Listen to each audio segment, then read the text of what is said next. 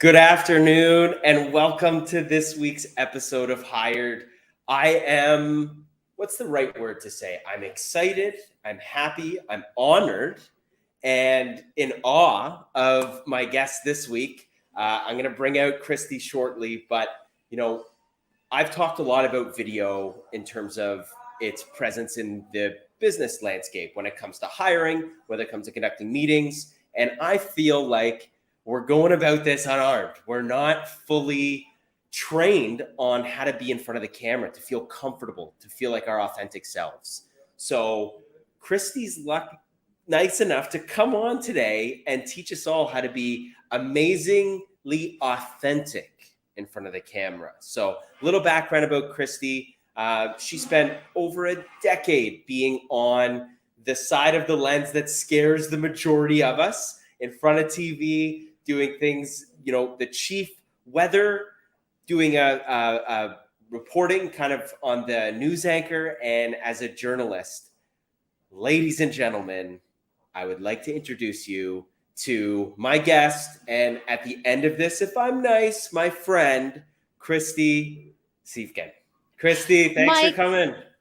Thank you for the beautiful intro. And we are already friends, no matter what happens in this podcast. And thank you for that beautiful introduction. You are extremely talented on camera. So I'm going to be interviewing you at some point about how you got there. I'll offer my tips and tricks, but you present yourself beautifully and people have a lot to learn from you as a host. So keep it up.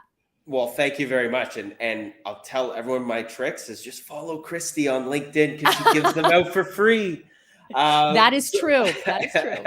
Before we jump into the topic today about being kind of comfortable and amazing on camera, we had spoke and you were hosting a charity event where they had the telephone booth style with the dollar bills that were kind of hurricaning up. Now, Let me ask you a very important question. Mm-hmm. Did you get to compete? And if you didn't, how much do you think you would be able to grab? Is it a minute you get in there? How long do you get? 60 seconds. Yes. So it's the money grab booth. I love that you saw this. They throw dollar bills up, throw these fans on beneath, and you're trying to, grab bills. It's a lot harder than you think. I did try it. I didn't get to take any money home, but I think I ended up with $3 or $4. Here was the kicker. Half the money in the tank or the tube was real cash and half was fake. So most of what I grabbed, unfortunately, ended up being the fake dollars. I pulled out $100 bill. I'm like, yes, this is my day. And then realized that was kind of the Monopoly money version. But that was so fun. And that event that I emceed the year previous, they had the Price is Right wheel where you get to pull the wheel and play for a prize. So these people knew how to put on a fun event. But yeah, that tank, if you get a chance to be in it, really fun, but it's harder than it looks. I'm jealous. I'd like to. I didn't know they mixed in fake money there. That's a whole different element that changes the game. Well, during these times, financial times, you got to put half fake money in and half real money, to make sure your bottom line is still in good shape. Awesome. Well, I want to get into the topic today, but to kind of kick things off, I don't want you to go through your entire career in terms of what you've done, but if you could introduce your maybe your first experience in front of the camera. What was that like for you? Kind of what was the task? What were the nerves like? What was the feeling when it went 3, 2, 1, go? If you could just kind of tell us that story to kick things off, I think that I would be interested in hearing that. Absolutely. And my first time on camera, like for many, was not anything official. I didn't have any training at the time. I was working in management in nonprofits, and there was a big community event, and I was chosen as the person to talk to the reporter, to be interviewed. And my thought was, okay, I've got this. I'm going to do some talking points, and I'll practice the night before, just like a little presentation in a boardroom. And then I remember standing there with the reporter, and everything I had practiced completely went out the window. It was Invasion of the Body Snatchers. I didn't remember anything that I'd written down. Everything I'd practiced beautifully before, I could not string a sentence together. And I was mortified. And I remember after thinking, this poor reporter is trying to find a little piece of my interview to put in her story. She did, but it was so terrible. And that is buried on a DVD in a box somewhere in my closet. And it was what many people experience. It is that deer in the headlights. I'm not talking to a person. What is this lens? I don't feel like myself. And that was a moment for me that I realized if I really wanted to get good at broadcasting, at being on camera, I would need to pursue an education in it. It wasn't the same as reviewing some information and giving a quick presentation. It's an entirely different beast when you're talking into this. Now, and that kicks off nicely in terms of, your training that you took before you did this professionally. Can you give us a glimpse? Because I'm not even sure how it works in terms Sure. of the degree and how much time. So what was the training Yeah. and background before you were professionally in front of a camera? Once I had that bomb experience, I decided to pursue a master's in multimedia journalism. So I went to get a master's degree, a 2-year program in San Francisco, California, to learn all things broadcast. So not just being on camera, but shooting video, storytelling, using emotion and logic within your messaging to really influence people and to move people to take action. And through that, we had to shoot stories and be on camera every single day. Our instructors had us record something called a video journal, where basically you just talk into your camera, talking about your day.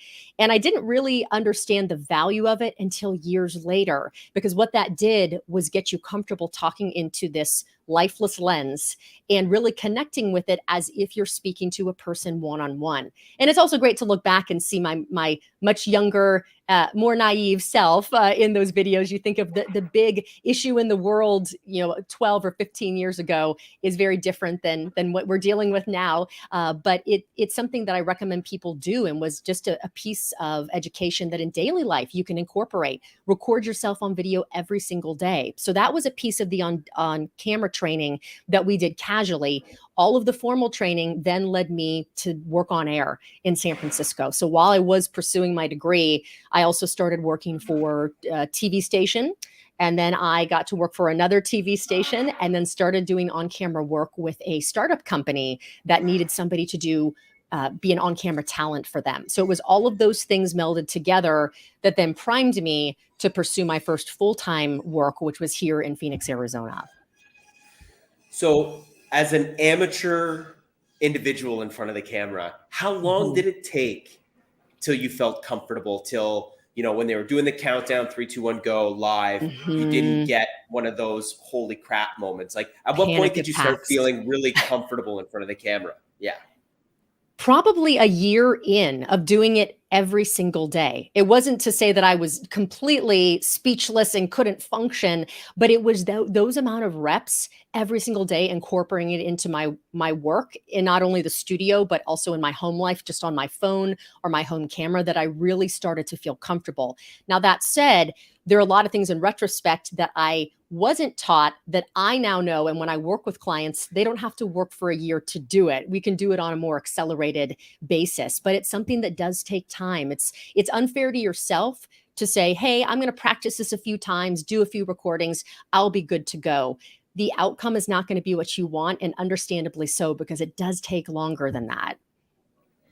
Yeah, I'm glad you mentioned that. I mean, I think, the use of video going up, the lack of training, in the business Yeah. community, people going is probably what catapulted you to founding and creating the go-to Yeah. speaker method, which we're going to get to later. And I think listeners are going to be super excited to dig into more information there. But before we jump into that, how have you seen the use of video increase in business and everyday life from, say, 2, 5 years ago?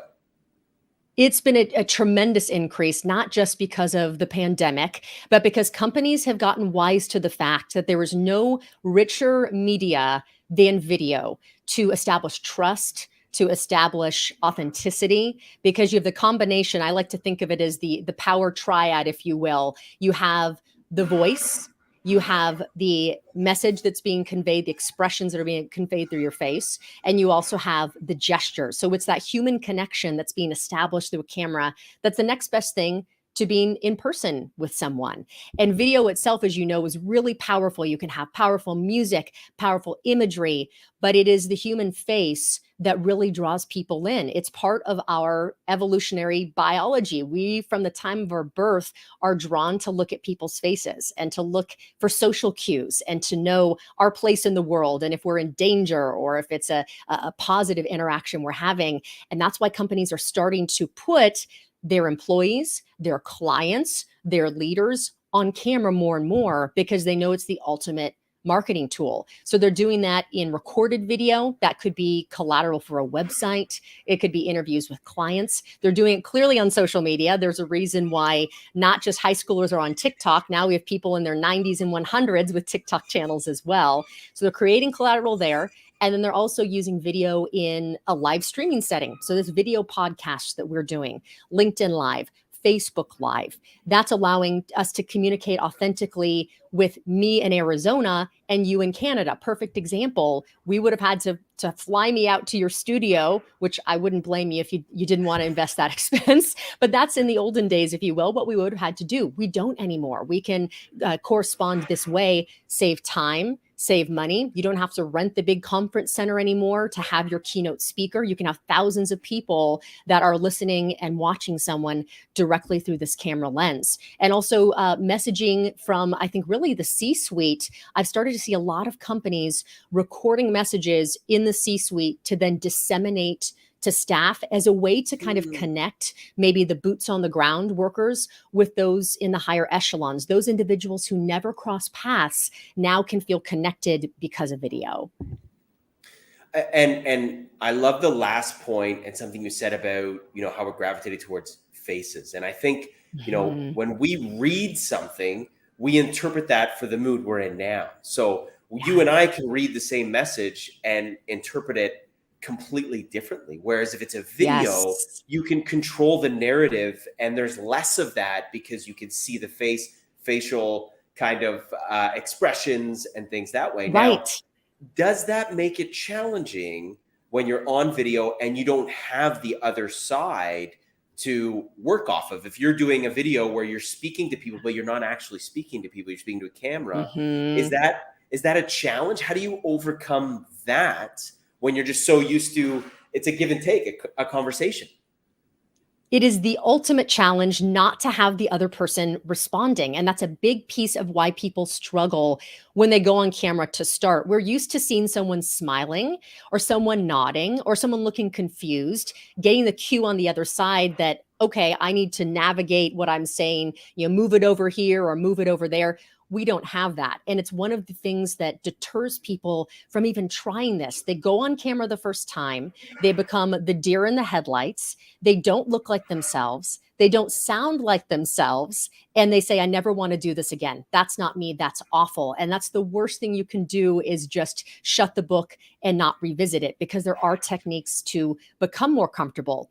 And to answer your question, one of the easiest ways to do that is to pretend that this is an individual. When you're looking at a camera, it is a conversation with one person. That's all it is. Literally, it's a conversation with one person right now between the two of us. But even if you are broadcasting to 30,000 viewers, you are having a conversation with one person, and having that mindset of talking to that one individual, even having a conversation with that one individual before you come on camera. So you're in that mindset of a conversation can help you to appear more natural and more like yourself when you are on video. I like that tip of kind of practicing it before you go live and having that conversation with the individual. Do you find that there's one or a few common challenges or concerns people have about being in front of the camera through your experience?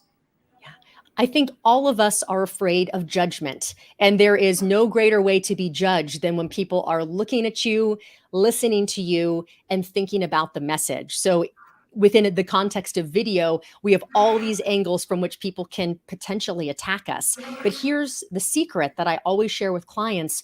People aren't looking for you to fail. They are listening to you on video because they want to learn something, because you are bringing value. I don't want somebody to show up and be robotic and perfectly say all their lines and do the perfect gesture here and there. we often look robotic when we start out on camera. Instead, move toward that space of sharing your knowledge, sharing the gift of whatever it is that you are bringing to the table through video. And people can overcome that also by getting feedback from others. The way we perceive ourselves is often so different from how others perceive us. You may create a video and think, oh, that was the worst thing ever. You show it to others and they say, hey, Mike, I learned a lot about the hiring process through that. And I love that story that you told about your first interview that you bombed. We don't have the perspective to see ourselves in that way. A friend taught me the phrase, you can't see the picture when you're inside the frame. And that's sometimes what happens when we record these videos. They bring great value, but we're so critical of ourselves, we can't see it. Do you find it, and this is a little off topic, but I want to get your perspective, is being on video is a skill, just like anything else. But because the judgment factor comes in, it makes us less willing to practice and hone that skill because we fear what it looks like and how we judge ourselves. Where if it's any other skill, if it's writing or, if it's a skill at work, you're happy to continue to try because it's not so personal in terms of how it's perceived. How do you overcome the judgment that you have of yourself of maybe not being good or perceiving that you're not yourself when you're on film? Well, two things I want to highlight first. For those who watch themselves on film and you say, that's not me, that doesn't look like me, that doesn't sound like me, you're not crazy. The truth of the matter is there is cognitive dissonance there. So when we look at ourselves and we look at ourselves moving, it's in a mirror, right? If you're doing your hair, you're brushing your teeth, you're used to seeing yourself and seeing your movements in a mirrored reflection. When we see ourselves on camera, it's the reverse. It's how someone sees us when they're standing face to face looking at us. So automatically, what you see on a video of yourself is not what you're used to seeing in the mirror. So already your brain is thrown off base. And then when you say, oh, I don't sound like myself, I hate the sound of my voice, there's good reason for that too. Because when we speak and you hear your own voice, it's traveling through the air. It's also vibrating through bone conduction. When you listen to yourself on a video, it's just sound traveling through air. So first of all, if you think, I look awful, I sound awful, it's only because you're used to seeing yourself and looking at yourself in a totally different way. This has been studied. It's you're not crazy. Everybody feels this way. So in terms of overcoming the judgment factor of it, it's realizing that there are really going to be two versions of yourself. The version that you're used to seeing and experiencing in one-on-one in-person conversations, and the version that is the video version. And the more you listen to yourself and the more you watch yourself there, and I have some tips to talk about what you can work on to improve that, the more you get comfortable with it, the more you get used to it. I think of the analogy of maybe riding a bike or the metaphor. When you start, it isn't smooth. You're trying to figure out how to tip one way on the handlebars to the right and balance with a pedal on the left, and it feels completely awkward. But you don't stop pedaling. You don't stop trying to ride the bike. You keep at it until you get the wheel going and you get the momentum and you get used to the muscle memory, if you will. And it's the same for speaking on camera. The muscle memory of your gestures, the way that you speak, the way that you prepare phrasing before you need to give a presentation, all of that with practice becomes more natural, so that the old version of yourself, that is the version you might cringe at on camera, you leave that behind and evolve into this newer, better version that you realize is an effective version that really is bringing value to people when you speak. That was great. I love that. And I can't wait to jump into the tips. We do have a question that has come in. While I love videos, do you think we lose something with the lack of face-to-face interactions? I think we absolutely do. I don't think that video is a substitute for face-to-face interactions. However, I think it opens the door to give interaction with a lot more people who we wouldn't interact with otherwise. Perfect example, I have some clients that are in Singapore that I never would have met, I never would have worked with, I never would have been able to have the impact or learn about the incredible work that they're doing in AI if we didn't have this ability to join on a video conference. And I think also in terms of communicating messages succinctly and quickly and disseminating information quickly, this is where video really shines. If you have to wait to have an emergent conversation with somebody and you have to do it face to face, that could be really precious time that is lost in terms of business decisions being made. Maybe it's even an interpersonal decision that has to be made, or a difficult conversation. You can convey a lot over the phone, but adding the video element takes it to that next level where we have the facial cues and we have the gestures as cues also to help us really understand the message intellectually and also emotionally. I agree. I think, we went all the way video because we had to. We were put in that Mhm. position, and it's going to come back to more of a overused term hybrid model where it's Right. half and half. But even in the hiring instance, you're able to be much more efficient hiring candidates Yes. all over the world where you wouldn't otherwise be able to. You'd have to do it over the phone, or you have to fly people in to do it, and it Mhm. takes a full day to go through that. Where now you turn on your camera, you can have a chat for 30 minutes before you decide if you want to further that relationship on. I don't think it's a Correct. substitute. It's just an addition to building that and getting to that face-to-face interaction. So thanks Agree for the questions, guys. 100%. Keep them coming. If you have them, keep them coming. But I want to get to the tips. If you could give Absolutely. us all a tip, 2, 3, 20, no, not 20, but like a tip or two on how we can all be more comfortable, more amazing, more authentic in front of the camera, what would it be? I'll give you 3 tips. How about that? And then we'll get to tips 4 through 20 on another day or on a continuing series. The first recommendation I would make is to have a walk-up routine before you go on video. No different than a professional athlete, a singer, a comedian. We need to get our body and our mind in the place of being ready to show up, because this is a performance of sorts. So on the body side, and this is something that I've done from day one of being on camera, you need to get warmed up. That means physically. If you're really anxious, which a lot of us are before we go on camera, get that energy out. Do the jumping jacks, do the burpees, go for a jog. I worked out this morning before I met with you because that was kind of my ritual of getting in the right space, a calm space. For someone else, it might be meditation or yoga. Play around with those, see what works for you. But in terms of your mind, it's getting in that headspace of, as I mentioned earlier, the one-on-one conversation, that this truly is a continuation of a conversation with your friend, your coworker, a loved one. Put a picture of them up next to your camera lens. Put a picture of your grandma's smiling face or your cute 4-year-old. So when you look at that lens, you're speaking to them. And that also gets you in the headspace of speaking conversationally. Instead of just spewing information or giving a speech, we always want this to be a conversation instead of just a data dump, if you will. And reminding yourself also, you are the right person to be doing this. You've been asked to be on this podcast or to create this video or to be on a LinkedIn Live because you have some sort of expertise or lens on the world that is going to bring value. So if you focus on the value first and foremost, then you don't stress so much about the filler phrases or did I stumble or did I get distracted, because you're focusing on the core of your message. That would be number 1, your walk-up routine. Number 2, prepare your message. And this may sound so basic and, okay, duh, Kristy, of course I want to prepare what I'm going to say. But we live in a world of, I'll wing it. And winging it leads to bad things most of the time, especially if you are working in a time constraint, which video often has. There's a time limit on this podcast. There's a time limit for the video you're making on Instagram. You start to get derailed by the details. You think you know the message, but then you tell the story over here. And oh, by the way, I want to talk about that.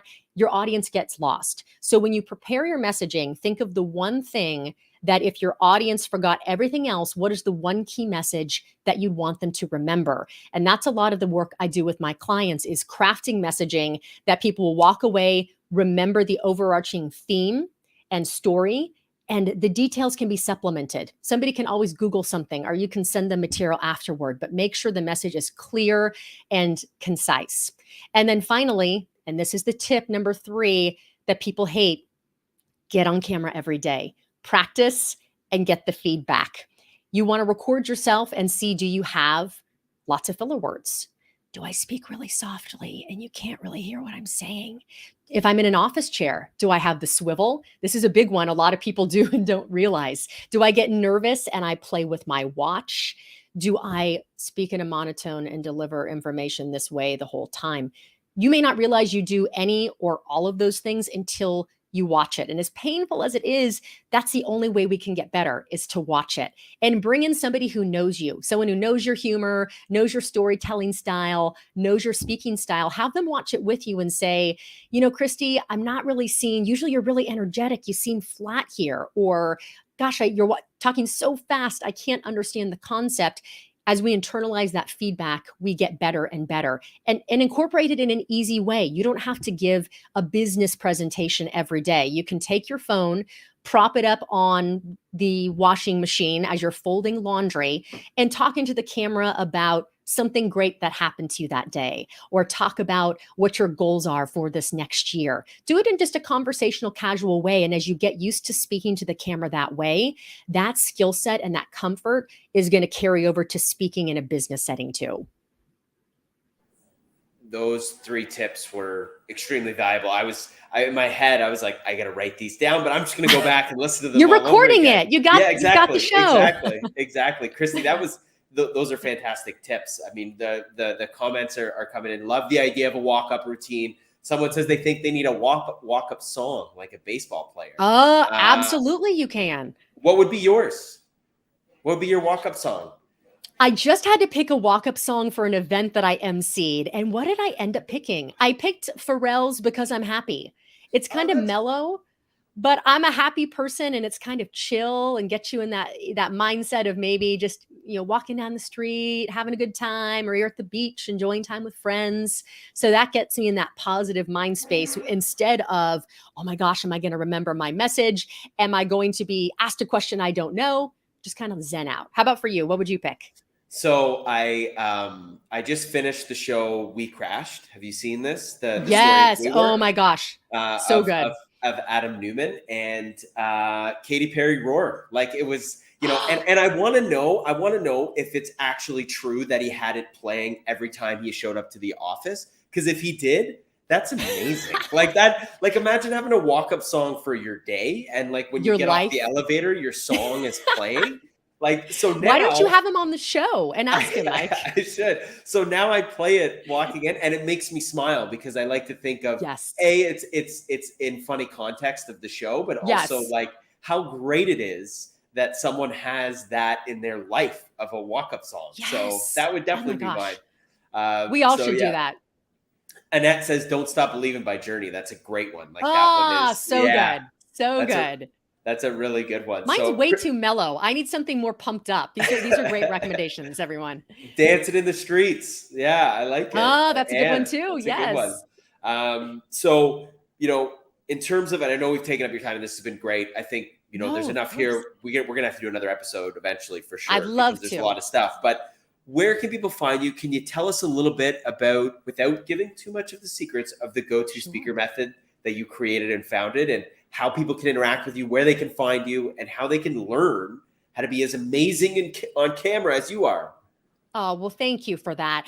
It is really my gift, I feel, in this world to elevate people and help them become the best version of themselves. And what I've been doing my whole life is speaking and messaging and showing up, not just in this space, but in person, and learning how to do that over the course of 20 years through TV news, through being on network television, Discovery Channel, Animal Planet, and sharing these skills with others. I don't want you to have to spend 20 years doing that or invest in a master's degree to learn these secrets. So my program teaches you to identify what is authentic about you and your brand as an individual, and how do you bring that about through your speaking voice and through your messaging. So whether you want to do a TED Talk, if you want to appear on podcasts like this, you want to start your own podcast, you want to start a video channel, I teach you how to communicate your unique genius in a way that's interesting to people and makes them act. And the more and more that I work with clients from different cultures, different backgrounds, I see this universal theme across the board, and you maybe see it too, Mike, that people want to become their own brand, whether it's within the context of a company or they are entrepreneurs. And I genuinely believe there's no better way to communicate your brand than through the spoken word. So I work with individuals through an intensive 8-week program. I also offer workshops in a corporate setting. And I have a website that is my name, KristySiefkin.com, or you can click on my LinkedIn profile that you included in the notice for today's show. And I'd love to hop on a call and talk about what your goals are, how I can help you. It's a really fun time. This is the Wild West of video. I think we're going to see, especially in the metaverse, all sorts of developments that require you to be a really good messenger, even if it's the avatar version of you, which some of you are probably saying, whew, I don't have to be on camera, Kristy. I can just wait for the avatar version. The need to be able to communicate, though, and connect with people, whether you are marketing yourself, you're selling a product, you're convincing your spouse that you want to buy this new house down the street. All of that is accomplished through clear and compelling communication. And I'd love to help you with that if that's of interest. And I'm telling you right now, connect with Kristy, start following her content on LinkedIn. It's fantastic. And if you get a chance, definitely sign up for one of the workshops to work with her. Kristy, thank you so much for coming today. I had a great time. It was a lot of fun. I had a blast. It was extremely valuable, and we'll have to do it again. I would love that. And if I could play Roar in the background on my phone, I would, but I don't think I have it on speed dial. But that's the song, the out song I'm playing for you, because you are a rock star and I love what you're doing with video in the professional space. Keep it up. Awesome. Thanks, Kristy. And thank you guys for tuning in, and we'll see you next week.